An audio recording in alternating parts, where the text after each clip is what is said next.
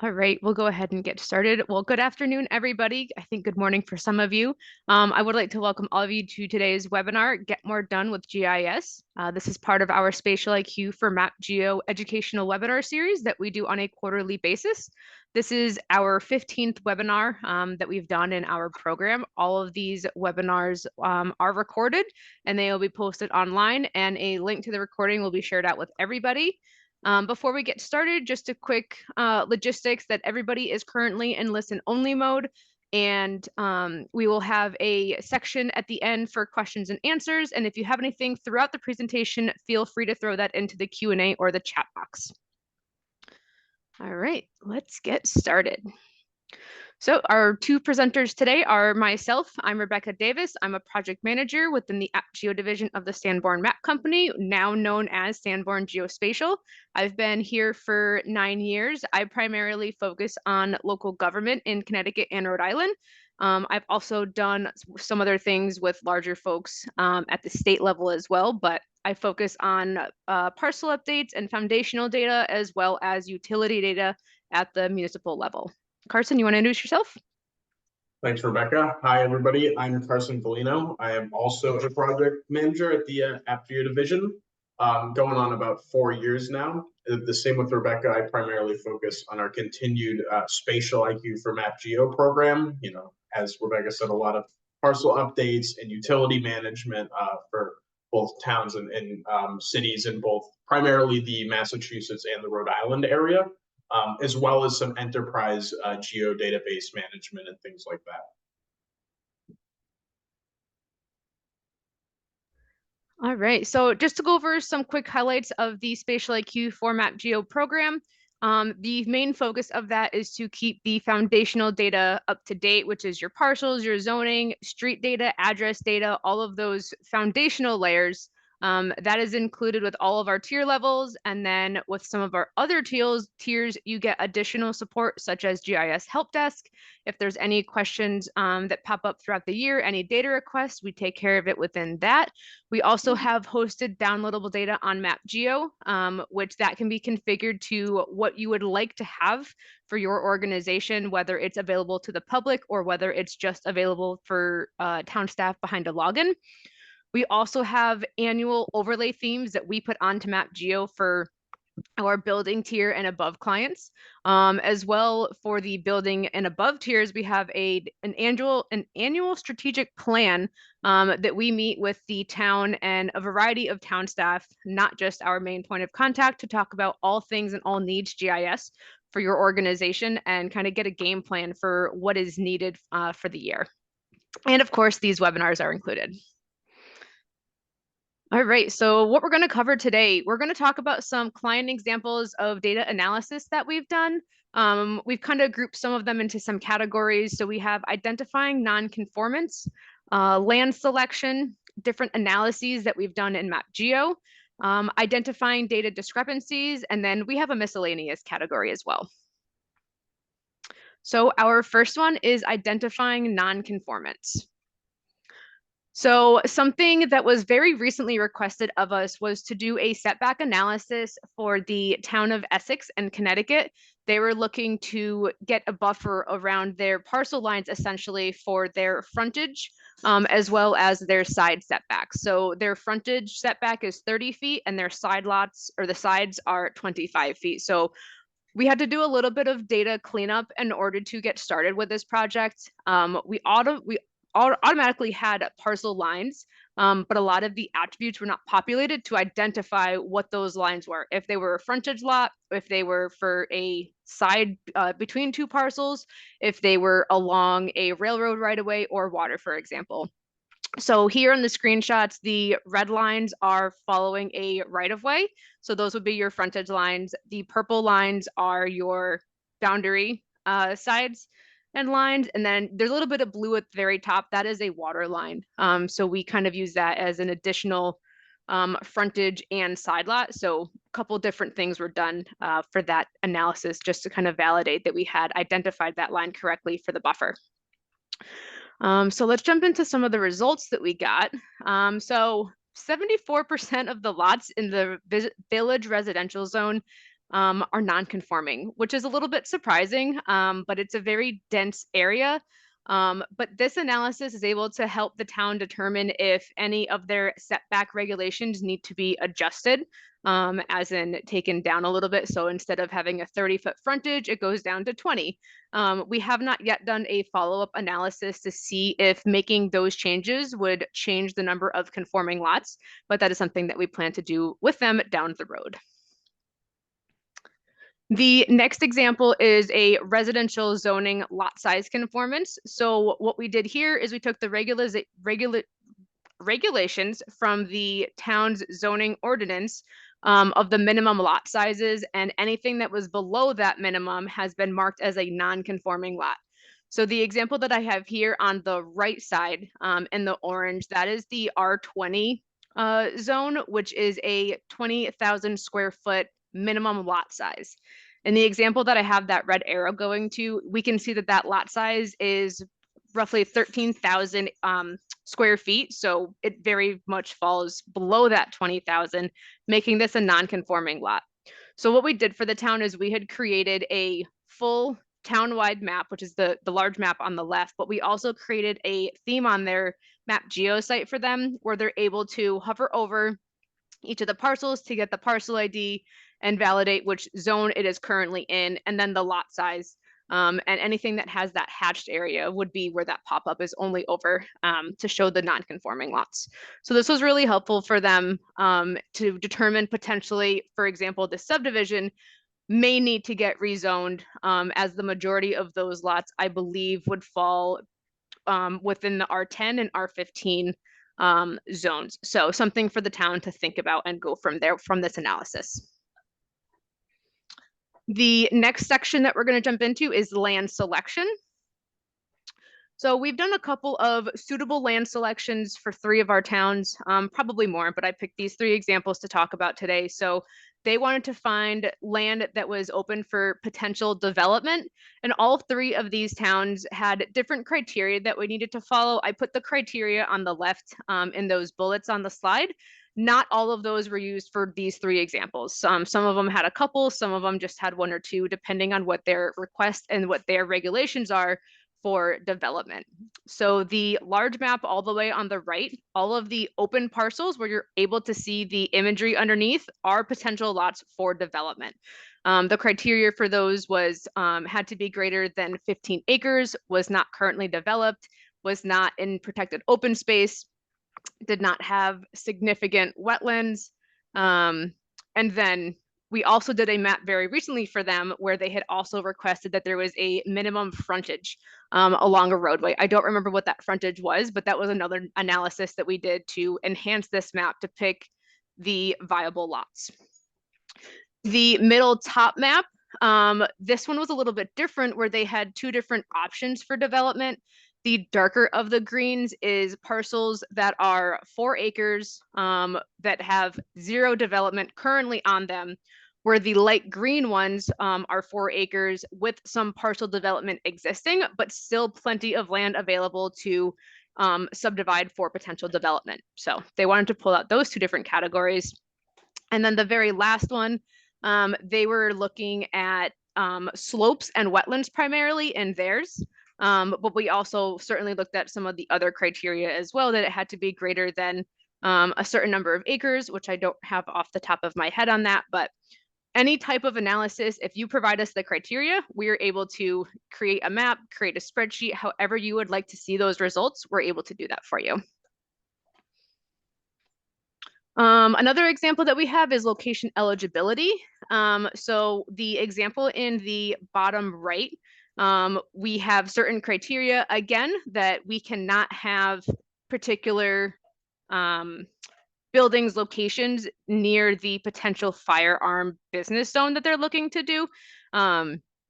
So for this one, we could not be within so many feet of a town building, a park, a school, any places of worship, and it could also not be in a residential zone. So you can see by this map, all of the open spaces that are not covered by a hatched area are all of the potential areas that a firearm business could be placed. The map up above is slightly different.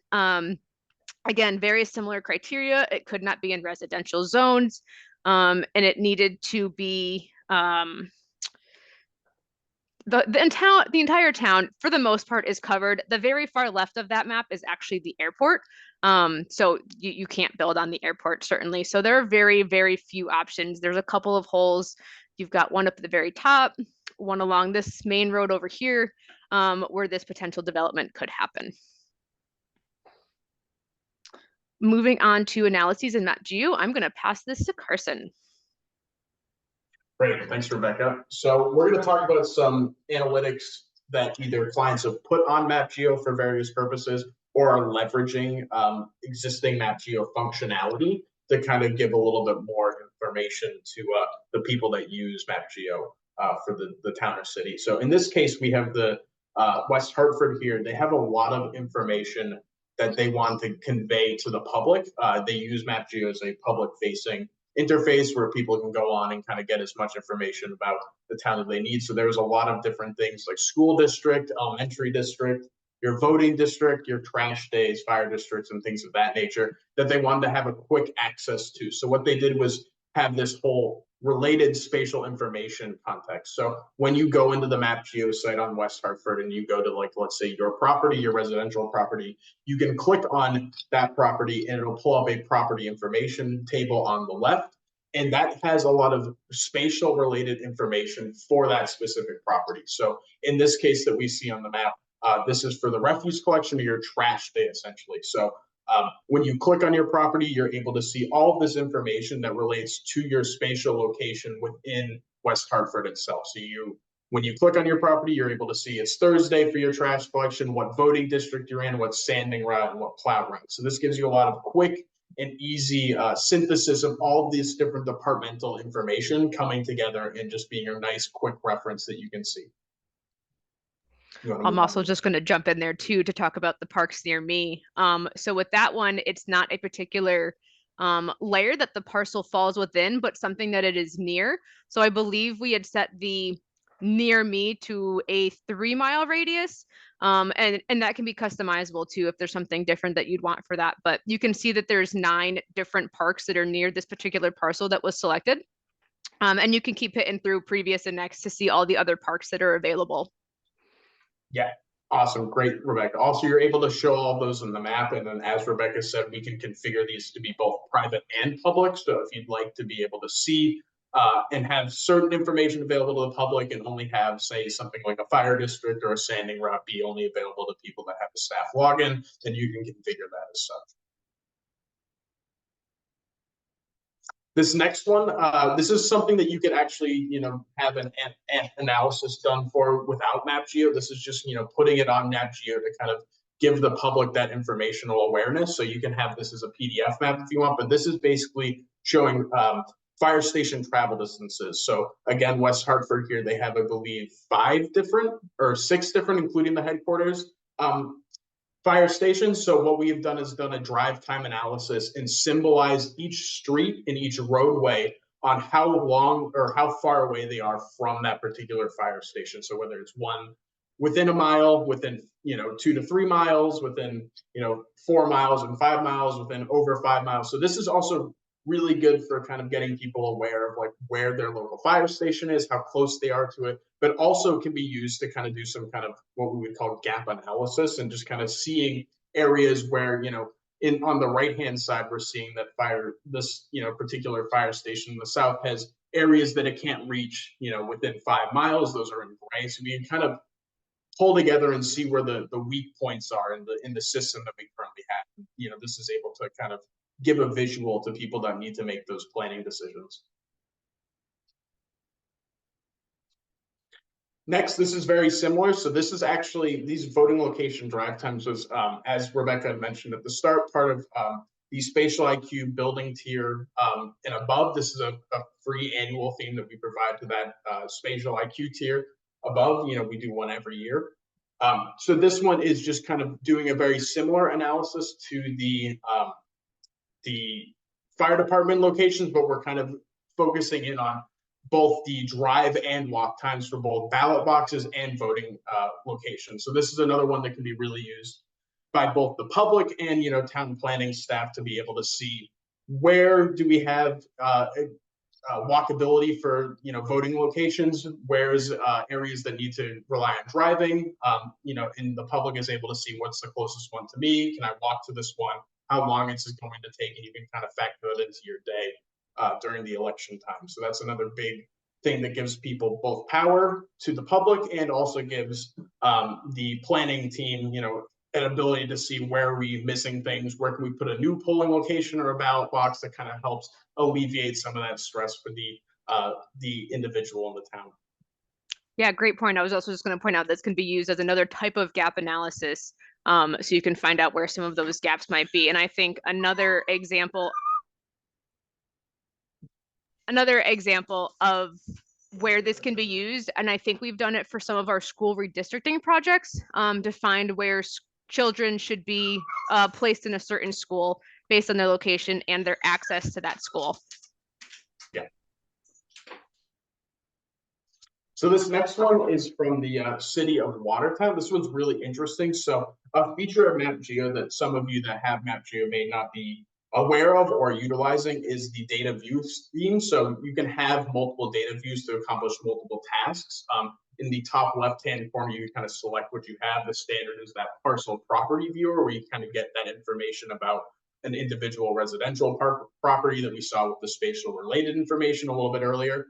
In this case, the city of Watertown opted to create a hazard mitigation theme. So this kind of has a bunch of displayable and toggleable themes that are all around hazard mitigation. So the city of Watertown is downstream from the Fairweather Flood Stony Brook Reservoir Dam. So what we have done is we've taken these Fairweather Flood dam failure scenarios. So in case of the Stony Brook Reservoir Dam failing, there's these projected flooded areas that will be downstream of that. What we've done is we've taken all of those and we've then done a sectional analysis to see what buildings are going to be affected by those potential dam failure scenarios. And what we've also done is mapped in blue, the blue polygons that you can see around the city are historical and town kind of specific knowledge. So these are either reported by town staff, have a historical context, or are given over by residents to say, we've had flooding in these areas of the past, and you should be aware of these areas. And then again, you're seeing as well a lot of the critical infrastructure here. So all those dots are, hospitals, fire stations, generators, things of that nature, the town hall. So it's a really good way to be able to facilitate kind of emergency information to the public, and then also, again, be able to plan for certain scenarios. So again, this is something that you can configure to be private or public. In this case, this is a publicly available data view that is able to be viewed by the public so they can see what's going on.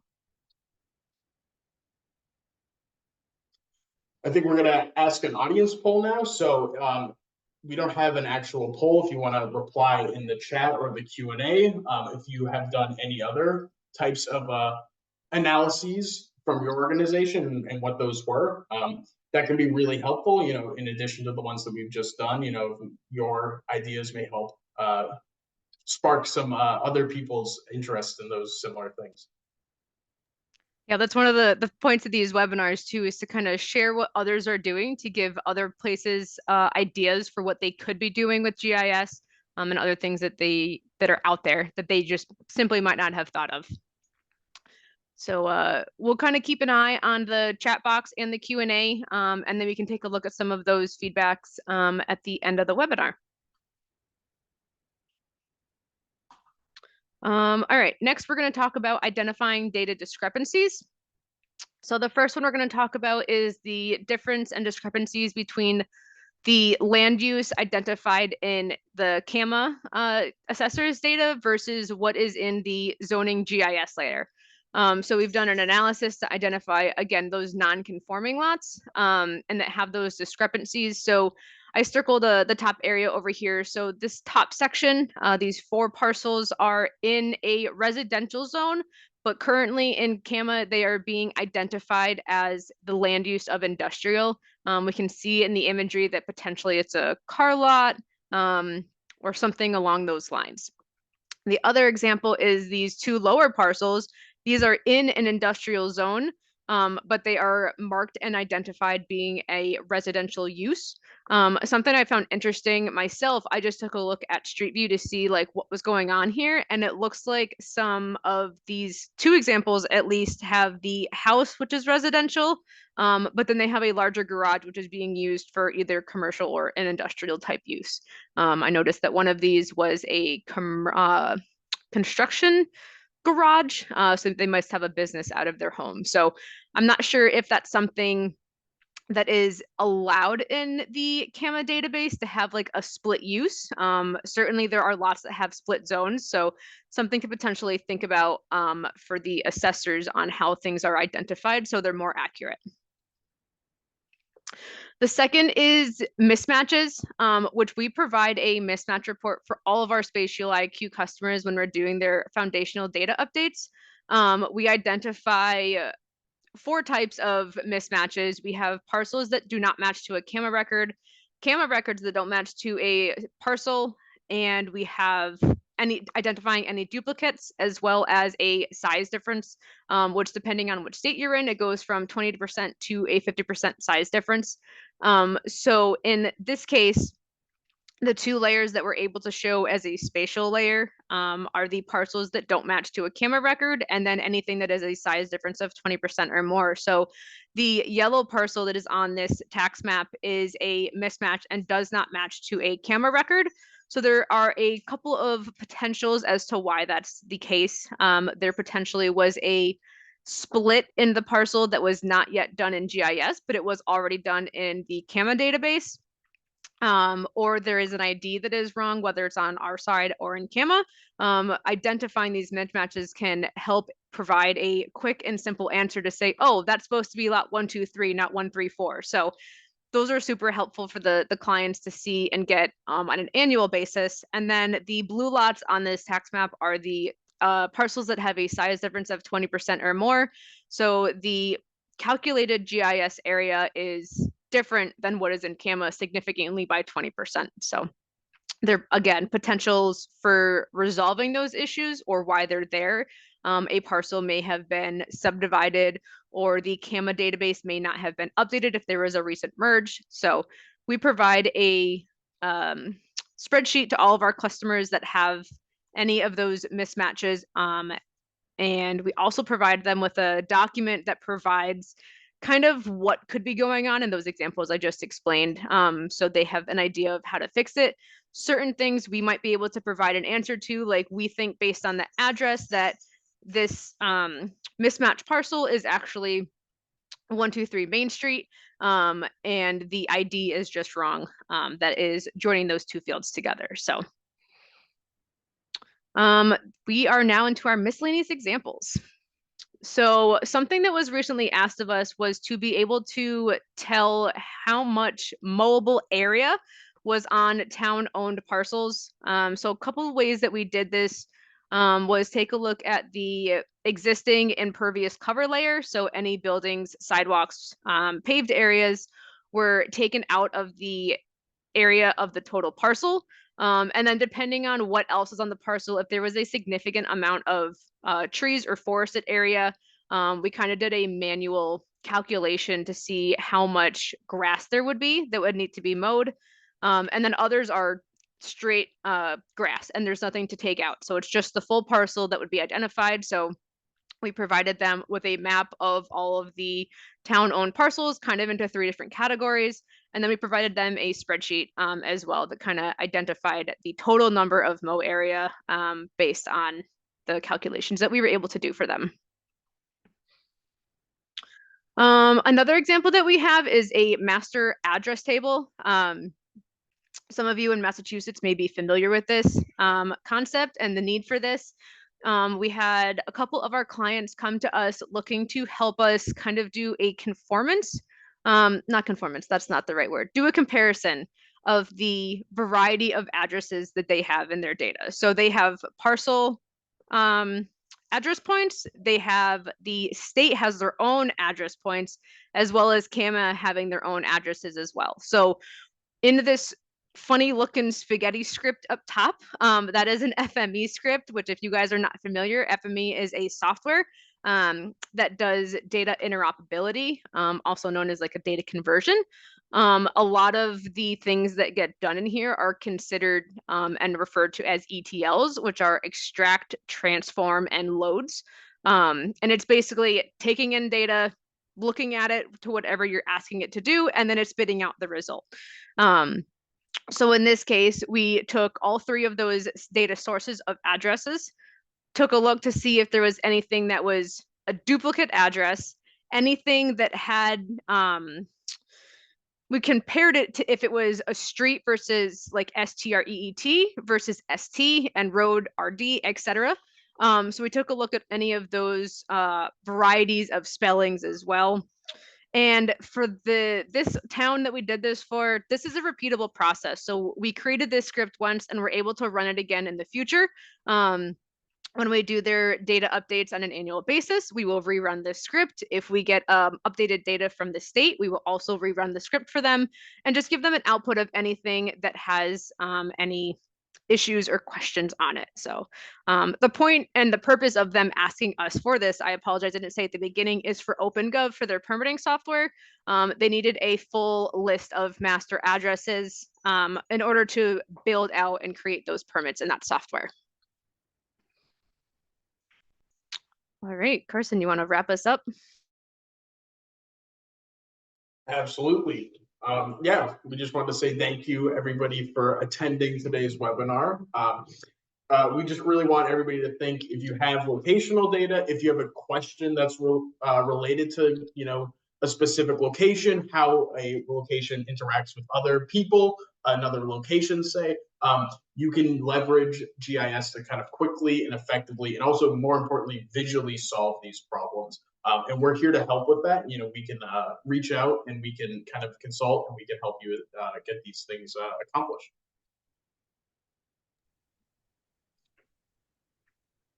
All right. We have a opening for questions. If anybody has any questions, we got a couple of interesting comments. One of them was that yes, Canada does have a mixed use code, so those situations that you were talking about, Rebecca, earlier, they can be configured to be as such.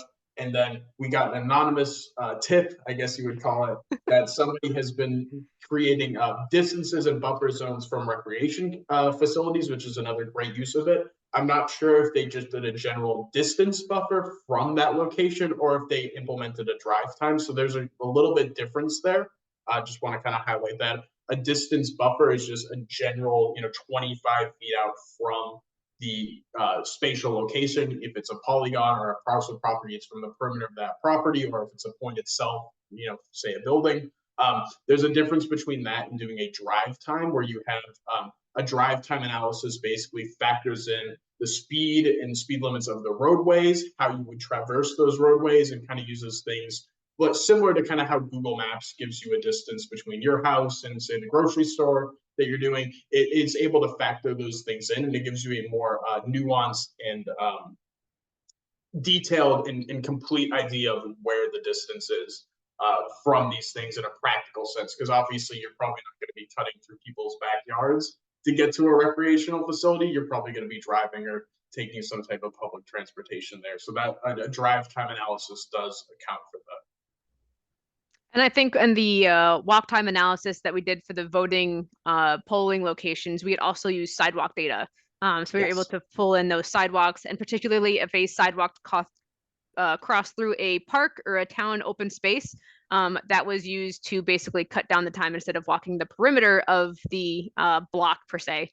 So different things can impact those to make your data and your analyses more accurate. So if there are any questions, additional questions, feel free to put them in the Q&A. If not, feel free to reach out to us.